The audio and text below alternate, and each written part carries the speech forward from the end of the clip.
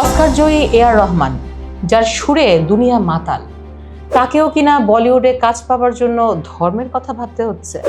ঠিক এই প্রশ্নটাই এখন ভারতের আকাশ বাতাস কাঁপিয়ে দিচ্ছে। রহমান দাবি করেছেন গত ৮ বছর ধরে তাকে সরিয়ে রাখা হচ্ছে কারণ ক্ষমতার চাবিকাঠি নাকি সৃজনশীলতাহীন কিছু মানুষের হাতে। এটা কি নিছক অভিমান নাকি এক গভীর সত্য? আমি রাজ আর আমি দীপ, দেখছেন দীপরাজের দরবার। আজকে আমাদের আলোচনার টেবিলে আছেন এআর রহমান এবং তাকে ঘিরে চলা বলিউডের সেই উত্তপ্ত বিতর্ক। রহমানের অভিযোগ কিন্তু সরাসরি। তিনি বলছেন বলিউডের সাম্প্রদায়িক মেরুকরণ হচ্ছে, অথচ সঙ্গীত শিল্পী শান বলছেন অন্য কথা। শানের যুক্তি, যদি তাই হতো তবে বলিউডের ৩ খান সুপারস্টার হিসেবে টিকে থাকতেন না। আবার কঙ্গনা রানাউত বরাবরের মতোই আক্রমণাত্মক।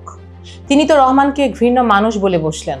কঙ্গনার দাবি রহমান নিজেই পক্ষপাত দুষ্ট। এখানে একটা মজার বৈপরীত্য দেখো, একদিকে রহমান অভিযোগ করছেন, অন্যদিকে তিনি নিতেশ তিওয়ারির রামায়ণ সিনেমার সঙ্গীত পরিচালনা করছেন হলিউডের ইহুদি হ্যান্স জিমারের সাথে। ঠিক তাই, রহমান নিজেই কিন্তু বলেছেন ইহুদি, মুসলিম আর হিন্দু ধর্মগ্রন্থের এই মেলবন্ধনই হলো শিল্পের আসল সৌন্দর্য।